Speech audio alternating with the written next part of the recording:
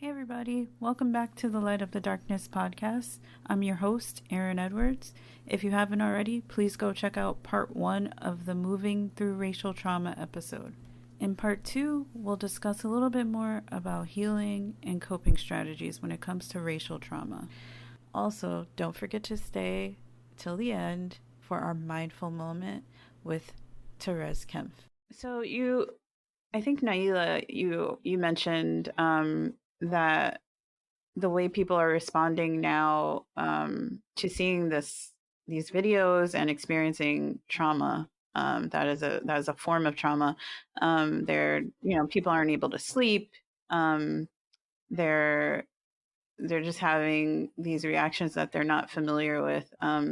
What are some ways that we can begin to cope with the results of this trauma, and maybe even try to heal if possible? Do you guys have any any wisdom on that? Yeah. Well, Thérèse and I, we have talked about this conversation like so much, and we have both agreed that there is no healing yet because Right. trauma is still happening.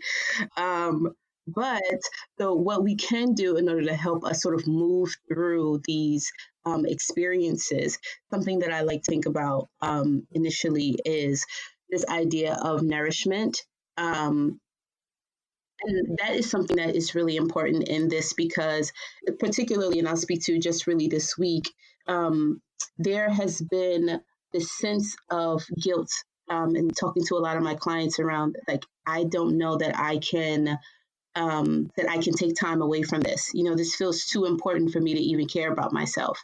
And I think that while that is really important for us to be as invested as we can in this movement, there is a need because we are actively living through a traumatic situation, a very triggering situation. It's important for us to feel empowered to take a step back and nourish ourselves, whatever that looks like, and whether that is connecting with relationships that is important to you, whether that is having a self-care routine, of a skincare routine. My skincare routine has gotten me through this entire week. It's the only thing that I've been like, nothing is getting away of me putting on this damn skin cream today, right? Like, that has been so important for me because it's been grounding for me, right? It's not just about my skin. It's about me having a ritual every day that I'm like, this is the time that I'm really dedicating to take care of myself, right? And that's really restorative, and it's really important to have practices like that.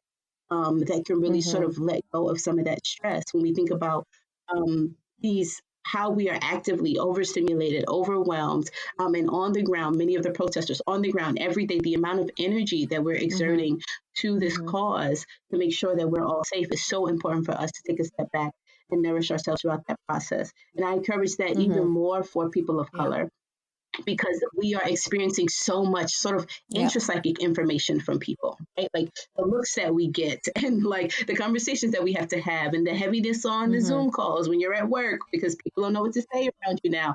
That is a lot of stimulation that you are getting, a lot of energy that you're taking in, and having time to nourish is so important. And then I would also add to that, finding safety, right? Like finding a community, finding a space, whether it is in solitude or in community, where you can actually cry and process and laugh and just ache if you need to. Because just being able to do that in real time is something powerful about being able to release and just have the space to process what you're feeling. Because many of us, and I don't want to speak for everyone, but when so many people might have asked you how you're doing, but for you to really sit down and think about it, like, how am I doing? Seriously, like, what is my real response to that? We often don't really have time and space to really sit down and do that because we're in life, right? We're doing all the things. And so just finding a safe space to do that, whatever that looks like, is so important.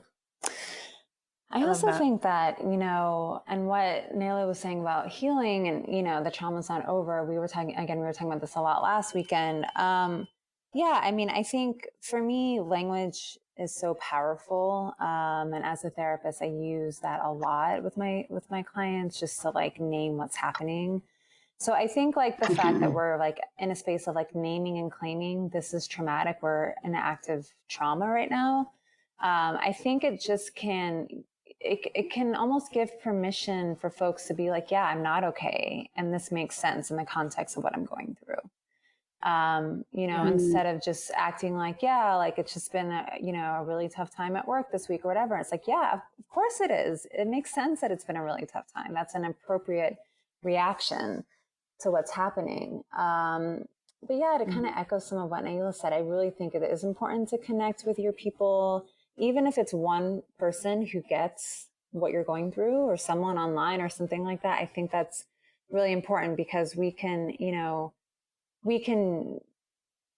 spend a lot of energy trying to argue with people and trying to convince other people that, of our pain and our trauma. And while there is a space for that, and that can be helpful at times, it also can be really harmful. And just, having people around you that really understand what you're going through, even if you don't want to talk about it, but they just get it, is really important. And I also think, as hard as it is to step away from the news and step away from all the stimulation, I think it really can do a world of difference for your nervous system, just to even take a couple hours to be like, I need to just turn off social media so I can like take a bath or go for a walk or do my skincare routine, because the constant stimulation is very activating.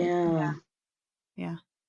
I just last night I had a conversation with two of my closest girlfriends from college, both Black women, who we were just on the phone for 2 hours, and we were really just open and honest with how we were feeling, and like if we're feeling depressed or like just naming how we were feeling very specifically and feeling safe to do that amongst each other felt so good. I can't even tell you, like, so I really appreciate that you both have named that as a way to kind of move through this moment.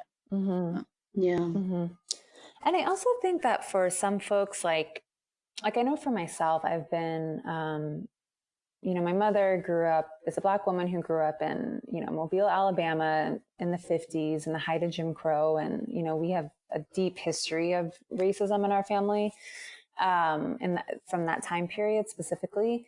And it's been really helpful to talk to her and about this, just about what was her experience like in the 50s and 60s. It's just so, her and my aunt, because it kind of takes it away from the myopic experience that maybe I'm having and my clients are having, and putting it to a bigger lens of, oh, we're in another movement right now. We're in another civil rights movement right now. And like, that kind of makes me feel like, oh, it kind of gives meaning a little bit to what we're experiencing and being like, this is bigger than us. Actually, we're actually going through a huge change, hopefully, like in our history. Yes, I hope so. I really hope so. Yeah. This felt different. And I've been saying that, and I've been hearing other people say this, and that's been really validating for me. But there's been something that felt so different about the George Floyd case that has really sparked something. And I was watching his memorial the other day, and hearing Reverend Al Sharpton, he talked about how this became a global issue. And I wonder if, for me, that's what it was about this that felt different, that everyone all over the world finally saw this, what we thought, in quotes, as a Black problem, as now everyone's problem. And I think there was something really powerful about that in having that experience. But I also think that this right now has, in this time of this pandemic, and we see how short life is, and we see how everything that we imagined this year was going to be is not that at all. And on top of that, we still can count on police brutality and racism. And people were like, we're just not going to have it. Like, we're just not having it right now. And I think for me, that has been, it's just been really powerful to see that. And I think this is, for me, what is making it different, and that now it seems like everyone is a participant, and our voices are so loud right now. I've never seen the Black community's voice this loud, and it's been getting louder. I mean, we've been able to cancel people left and right for all types of stuff, but it's so loud right now, and that to me feels so good. Right. Yeah, and even I think, and I'm sure you've noticed this, Naiylah, too. Like for both of you, just in the mental health space, like folks are really claiming their experience and being like, "We're not okay. We are suffering. This is too much pain, too much trauma," and people are like getting on TV saying that in a way that I've never seen before. Yeah, and that, would you say that is potentially a step towards collective healing? Yeah, I mean, I guess I think we have to define what healing means. I mean, do I think it's a step towards so many things? Like it's a step towards collective, collective growth, collective reconciliation, collective acknowledgement. I mean, absolutely. I think the idea of healing is, I think when we talk about healing, it's like, okay, like you do these things and then you're healed, or like it almost implies like an end point. And when you're dealing with a consistent and persistent trauma as it is at the moment, what is the end point, right? So I think that healing in the sense of like, you heal a wound and then it's gone, no, that's not necessarily going to happening, right? When it comes to this, but I do think that healing can look many different ways, right? Healing can look like we said, naming and claiming what's happening. Healing can look like some form of justice. Healing can look like progress as a community. You know what I mean? Healing can look like going to collective grief circles or therapy and really allowing yourself to feel your pain and, gaining tools to manage the highs and lows of this experience. I mean, that all to me encompasses healing. And I think healing is really like a lifelong process. Yeah. My last episode, Rebecca, that was like her line. I ended up naming the episode "Healing is a Process." So yeah, that resonates. Yeah. Yeah, 100%. And I think that, and again, like not even in a way to diminish that, right? Because I mean, when you think about like traditionally, when you're talking about like trauma, like interpersonal violence trauma and trauma processing, like that's like one component of it, right? But there's so much other elements to that process that are completely therapeutic. I mean, even again, like naming this as racism as trauma, right? Like our parents weren't doing that. You know what I'm saying? They weren't going to therapy being like, I'm traumatized because of this, right? Right. Like, or even Definitely not.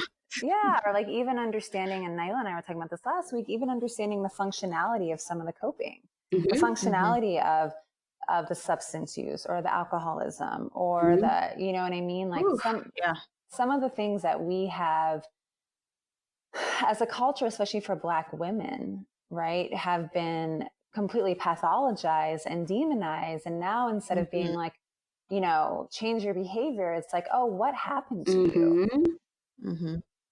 That shift to me is so powerful. Yes, I could not agree. That to me is a healing shift.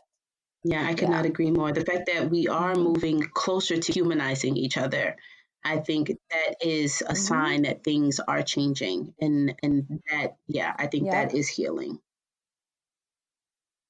Yeah. Absolutely. I just wanted to add one more thing to what we're just talking about now, with like the shift that we're noticing instead of like from pathologizing to humanizing. Like, I think that in some ways with each other, we're seeing that, we're naming this as trauma. We're seeing people's pain. Some employers, not a lot, but some employers are like, wow, I understand if you're having difficulty working this week and let me take some of that work off your load. Like that needs to go up to a systemic level, right? That needs to go up to like how, like our hiring practices, right? Like who's actually in positions of power. Even the legal system has historically very much demonized Black women. That needs to change. Like there's just so many different systems that really need to like get on board with this. And I think that would make a huge difference. Yeah, I totally agree with that. With what Thérèse was saying about how we are humanizing each other, I think an example that I used last week in that was talking about my aunt and how she was, that person in the family that was like, okay, like when she come over for the barbecue, like she might turn some things up or something, right? She was that person that was like, hide the liquor in the liquor cabinet.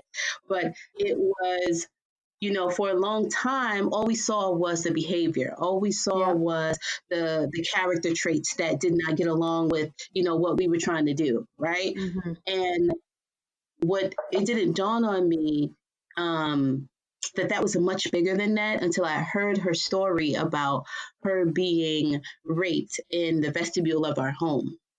Mm-hmm. And when I heard that happened, just knowing that happened shifted my entire view and perspective of her as a woman. And it really made me think, you know what? What if every single time that she was coming to our house, that she had to have a drink just so she can walk through that door where she was sexually assaulted? Yeah. What if every single time she came here, even if she wasn't drinking, she got angry?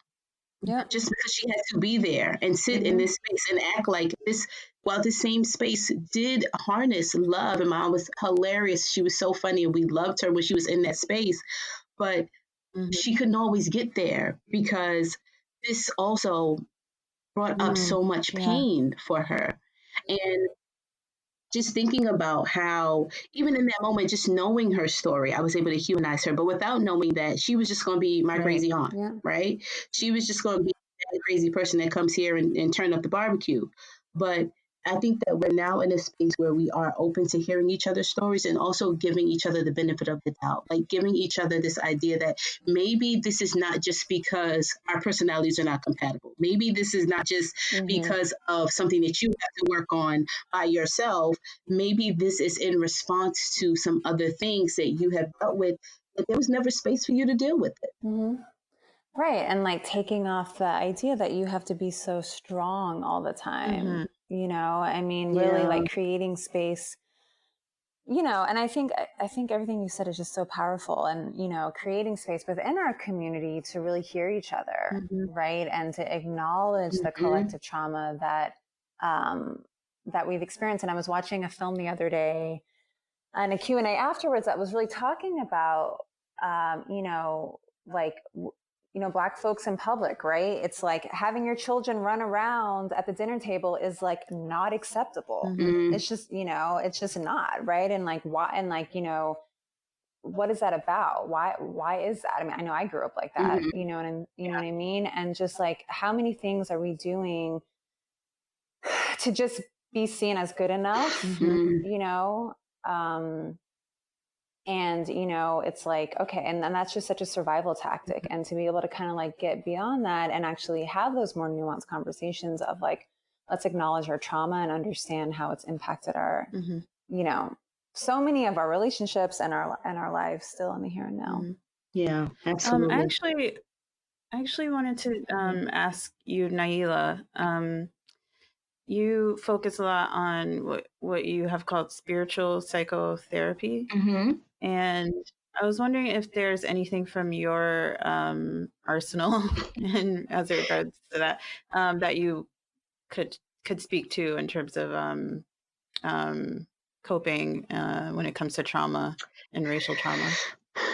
So in spiritual psychotherapy, one of the components that is really important is the healing of the psyche. And with psyche, we identify as the soul, right? And so we always feel that this idea of mental health and also spirituality is really interconnected. It's just different ways and languages that we've put to these things. And something that I think is really important and really restorative is this idea of really connecting to our lineage, right? And pulling on the strength of our ancestors in that way. Knowing that even though we've had these changes throughout our history that has impacted our DNA, we also have a resilience and an anchor that I think if we can connect ourselves to that, it can really help us move through a lot of these experiences with more And I don't want to say ease because it's not with the expectation that it's going to be easy to move through them, but we can move through it in a way that feels more seamless, I think is what I'm trying to say. And so I really like the idea of us sort of grounding, really becoming mindful, taking time to really sit with ourselves and to really call in our ancestors, our whoever you believe is watching you. If you have a certain deity that you know respect and are in awe of, really having time to really sit and restore just with that energy around you, because there is something so important of knowing that even in this moment, even here, I am still a spirit, and my spirit chose this body. And now, while I'm in this body, this is what I wanted to experience. And I wanted to understand these different things. And I wanted to make this kind of an impact. And I wanted to change the world in this particular way. And really connecting back to that, I think is something that for me is really important. It helps me to kind of disconnect so much from the physical world in a way that would be detrimental. You know what I mean? Like when I can sort of sit with that and knowing that and sitting with, I wanted to be here to do this. My soul had work to do here on earth. And that's why I chose to come here at this time. And that's why I chose what I'm doing right now. And that's why I'm figuring, or if I didn't choose it yet, that's why I'm figuring it out, because I still have work to do here no matter what. Even just me figuring it out is the work that I needed to do. Right. And so sitting with that and knowing that no matter what, you have so many things were bigger than you, helping you to move throughout this journey. And I think the closer we get to really connecting to that, whether it's our ancestors, whether it is the God that you identify with, whether it is whatever deity that you identify with, angels, whatever it is, really sitting with yourself, sitting down, connecting to those parts of you and thinking about what does fulfillment look like for my soul? And how do I actively move towards doing things that puts me closer to that? And I think that that really is the work in spiritual psychotherapy, is how do we walk that line of fulfillment, not necessarily achievement? Wow, that's really powerful. Thank you for sharing that. Yeah. I definitely will try to practice that going forward, for real. And I feel like having a sense of purpose kind of gets you through the day if you're having a hard time. For me, that works anyway. So thank you for sharing that. So, if you've made it this far, it's now time for our mindful moment. I just ask that you find yourself in a comfortable position, whether you're sitting in a chair or in your car. Just get relaxed and let's get grounded. Thérèse, who is also in the episode, will lead this mindful moment, which is considered a visualization and body scan. All right, here we go. All right, so I think this is a great way to just kind of end our session here. So I just want to encourage everyone to just close your eyes and just like feel yourself, feel your body supported, whether you're on the floor, or on the chair, or on the bed, or a couch. And I just want to kind of get you in your body to just notice the different sensations. So just kind of start with your feet. Notice the sensations in your toes and your heels, and up to your pelvis and your hips, up to your diaphragm and your chest. Notice your lungs, notice your heart, and up to your shoulders. Notice your jaw, notice your chin, and up to your mouth. Notice your forehead and the crown of your head, and down your left ear and your left shoulder, and down to your left pinky and your thumb. And back up to the crown of your head, and down your right ear and your right shoulder, and down to your right elbow, and down to your pinky and your thumb. And back up to the crown of your head, and down the back of your neck, one vertebrae at a time, down your upper back, your middle back, your lower back, and down to the bottom of the floor. So as you tune in and check in, notice the parts of your body that feel heavy and tense. Notice the parts that feel grounded and sturdy. Notice the parts that feel fluid and airy. And notice the parts that feel buzzy and anxious. So I want you to take a deep breath in through your nose and out through your mouth. And I want you to lean on the parts of your body that feel grounded in this moment, whether it's your legs or your hips. And I want to take you to one of the most soothing places that you can imagine yourself being. I want to take you to a beautiful beach. And as you are sitting by the beach, imagine that it's late July and you're feeling the sun beating on your face. Imagine hearing the waves ebb and flow, crashing against the sand. Notice the smell of the salts in the air.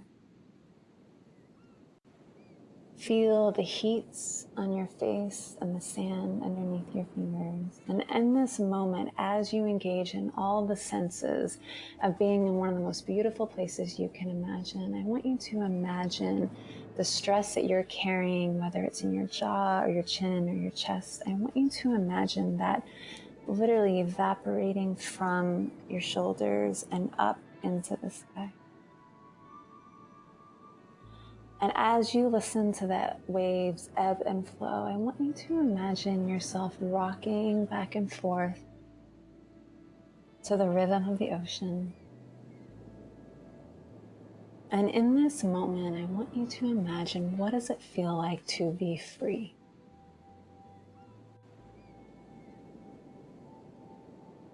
What does that feel like in your body?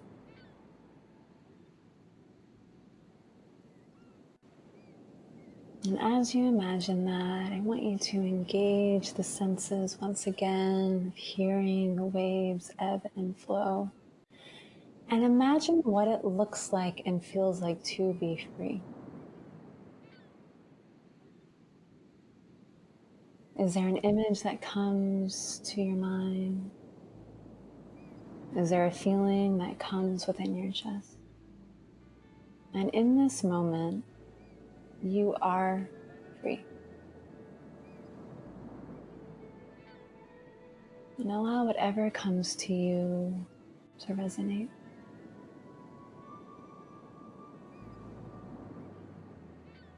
And as the sun begins to set and you see a beautiful sunset overlooking the ocean, I want you to imagine, what do I want to manifest? How can I help myself feel a little more free in this moment?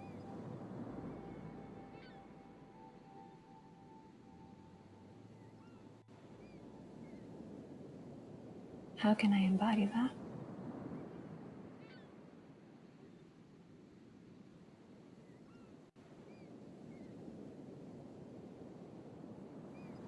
And allow that image and that sensation to deepen within your body.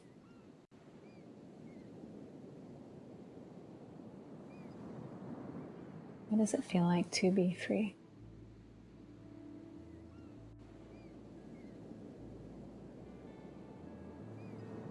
I want you to put one hand on your chest and one hand on your belly. Ask yourself one more time, what does it feel like to be free? And allow yourself to feel that sturdiness and warmth from your hands, that sense of being held, sense of being seen.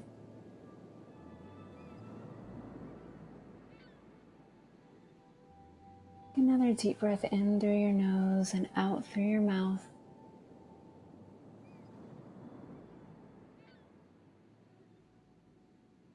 Allow yourself to wiggle your toes and your fingers.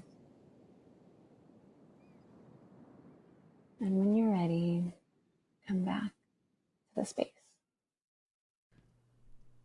So that wraps our episode for today. I'd like to thank my wonderful guests, Naiylah Warren and Thérèse Kempf. I learned so much from the two of you. I want to also thank all of you listening for tuning in to my first episode, and I hope that you continue on this journey with me and that we all work together to normalize conversations about mental health and healing in the Black community. All right, be well.